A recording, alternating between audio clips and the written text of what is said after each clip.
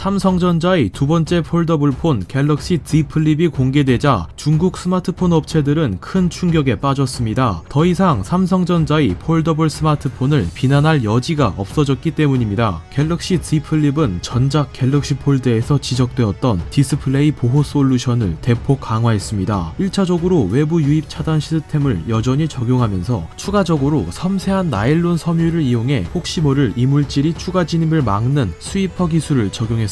해외에서 갤럭시 폴드의 아쉬움으로 지적받았던 프리스탑 기술도 적용되어 사용자가 원하는 각도로 고정할 수 있게 되었습니다. 240만원에 달했던 출고 가격도 165만원으로 대폭 하향 조정되었습니다. 이 가운데 중국 레노버의 모토로라 레이저 폴더블 폰이 도마 위에 올라섰습니다. 레노버의 레이저 폴더블 폰은 19년 12월 중으로 출시될 예정이었지만 디스플레이 수급처인 중국 BOE사의 수율 문제로 인해 20년 2월 6일에 출시되었습니다. 과거 폴더폰처럼 세로로 접히는 길쭉한 모양새여서 갤럭시 Z 플립과 경쟁 상대로 주목받아 왔습니다. 하지만 레노버의 레이저 폴더블 폰은 출시 직후 연이은 내구성 논란에 갤럭시 폴드보다도 못하면서 어떻게 삼성을 잡겠다는 거냐, 삼성전자가 보여준 교훈을 무시한 것이냐 라며 비난을 받고 있습니다. 레이저 폴더블 폰은 지난 미국 IT 언론 매체 시넷이 진행한 폴딩 내구성 테스트에서 27,000회가량 접히자마자 화면이 더 이상 접혀지지 않으며 고장이 났습니다. 외신들은 갤럭시 Z 플립 발표 이후 한 단계 더 높은 강도의 비난을 내놓고 있습니다. 레노버 측은 이에 시넷이 테스트를 용납할 수 없다라며 상당한 불쾌감을 드러냈습니다. 삼성 갤럭시 폴드의 테스트에 사용되었던 기기를 레이저 폴더폰 전용으로 개조하고 테스트를 진행했다는 것, 즉 태생부터가 모토로라 레이저폰 전용 기계이지 않았다는 것을 이유로 꺼내든 것입니다. 하지만 시넷이 테스트 영상에는 화면 출력에는 아무런 문제가 없던 것을 보아 BOE사의 폴더블 디스플레이 문제가 아닌 모토로라가 설계한 힌지의 내구성이 의심받고 있습니다. 지난 2월 3일에는 전시대에 있던 레이저 폴더블 폰에서 화면이 찢겨나간 시연 제품 사진이 큰 충격을 안겨주기도 했습니다. 삼성은 지난 2019년 4월 갤럭시 폴드를 전량 회수하고 출시를 연기했습니다. 갤럭시 폴드의 화면인 인피니티 플렉스 디스플레이와 이를 고정하는 힌지 사이의 작은 공간에 이물질이 끼어 고장을 낼 수 있는 치명적인 약점이 있던 것입니다. 교체형 폴리이미드 필름을 떼어내지 말라는 경고 문구도 없었다며 지적을 받았습니다. 결국 9월 출시된 갤럭시 폴드 개선판은 보호 필름을 디스플레이 이탈과 손상을 막는 베젤이자 범퍼 사이에 모두 밀어넣었고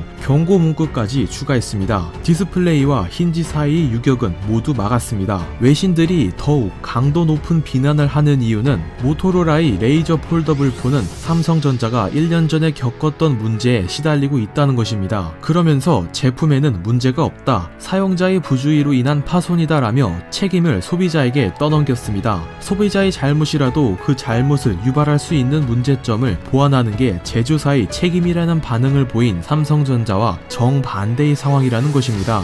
현재 중국 업체 레노버가 모기업인 모토로라사의 R&D 인력은 중국인들이 다수 차지하고 있습니다. 지난 2014년 구글이 자회사였을 시절에 구글은 기존 모토로라 연구개발 부서를 구글에 남기고 나머지 부서를 모두 레노버에 매각했기 때문입니다. 중국 업체들은 폴더블 스마트폰 시장을 주도하는 삼성전자를 비난해야 시장에 진출할 수 있습니다. 정면 대결을 펼칠 만한 기술력이 없기 때문입니다. 중국 스마트폰 업체들은 이제 자신들이 갤럭시 폴드를 비난할 때 사용했던 순수 기술력과 가격, 편의성 세 가지 포인트로 삼성전자를 넘어서야 하게 되었습니다. 이상 큐에시였습니다. 내용 괜찮으셨다면 구독 부탁드립니다.